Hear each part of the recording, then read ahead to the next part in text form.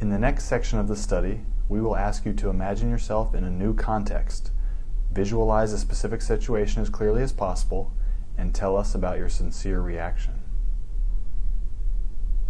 Please imagine that instead of being at Vanderbilt, you are at a completely different and unknown university. You are assigned to a dorm with a parking lot at the front, some study rooms inside, a lobby, and a small coffee shop on the ground floor.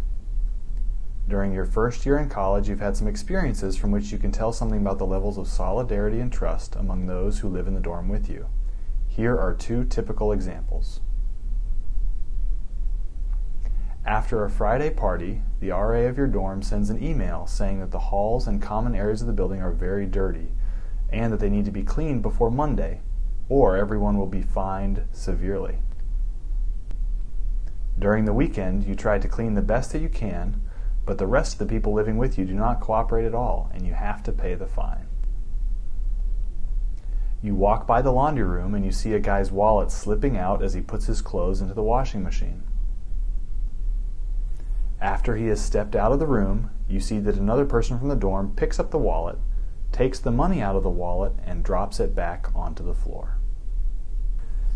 In addition, you have also had some experiences from which you can reach some conclusions about the trustworthiness of the campus police.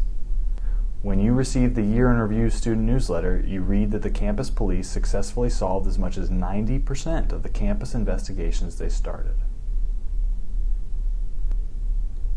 While driving at night through a street on the far side of campus, your car runs out of gas. You have to park on the side of the road and start walking to the nearest gas station. You are unsure about where the nearest gas station is located. You are just about to start walking when you see a campus police car passing you at a slow speed. You wave to the officers to stop and ask them for directions and help. The campus police car stops, picks you up, and drives you to the nearest gas station, and then drives you back to your car again. Now, we will ask you to hear about a situation happening in the new university and dorm in which you live. We would like you to tell us your most honest reaction. For a number of days, you have seen a man on campus parked in an old, ugly gray van in the parking lot in front of your dorm at odd hours of the night and harassing some of the girls walking in and out of the dorm. One late night, you were in the lobby of the dorm working on a class paper, waiting for a female friend to come over to work with you. The room is so quiet that you can hear the ticking of the clock hanging on the wall. After some time, you glance over towards the window facing the street. It is dark outside, and only a single lamppost illuminates the small parking lot next to the building. Suddenly, you see the suspicious van drive into the parking lot of the dorm. Inside the van, you can see the man smoking a cigarette and staring at the entrance of the building. As your friend passes next to the van, the guy lowers the dirty window and yells something to her with a nasty smile on his face. She hugs her books and enters the building in a hurry.